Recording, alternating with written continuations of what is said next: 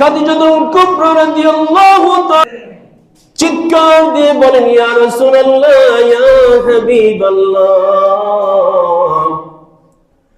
এই পাহাড়ের উপরে উঠতে গিয়ে আমি খাদিজার কি অবস্থা হয়েছে একটিবার আপনি লক্ষ্য করে দেখুন।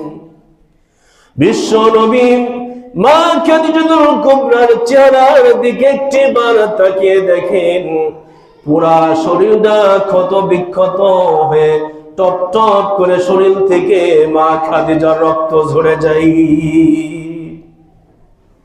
বিশ্ব নবী বলেন, হে খাদিজা, এমন দুর্দশা তোমার কি করে হলো বলো?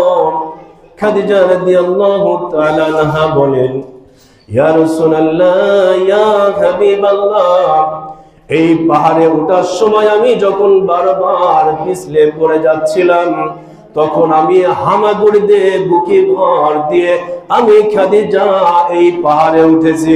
জোরে বলি সুবহানাল্লাহ। বিশ্ব নবী দু চোখের অশ্রু ঝরিয়ে বলে, হে খাদিজা, কেন এত কষ্ট করলে বলো?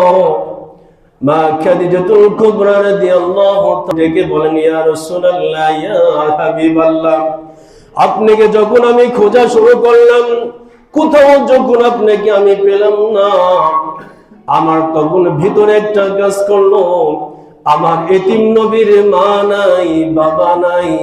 ওহী নাজিল হয়েছে, আল্লাহর পক্ষ থেকে কুরআন নাজিল হয়েছে, তার শত্রু বৃদ্ধি হয়েছে, সুতরাং না জানি আমার এতিম নবী কোথায় গিয়েছে। আর এই জন্য আমি খোঁজাখুঁজি শুরু করলাম। করতে করতে যখন কোথাও পাই নাই, ভাবলাম হয়তো পাহাড়ের উপরে আপনি হয়তো ধ্যানে আছেন, এই জন্য আমি এখানে এসেছি। বিশ্ব নবী বলল, কেন তুমি এত কষ্ট করলে বলো? মা খাদিজাতুল কুবরা চিৎকার দিয়ে বলেন, ইয়া রাসূলুল্লাহ, ইয়া হাবিবাল্লাহ,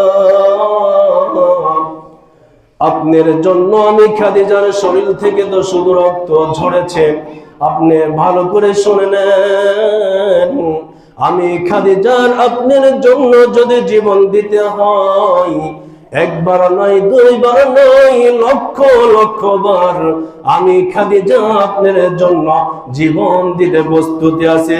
জোরে বলি সুবহানাল্লাহ।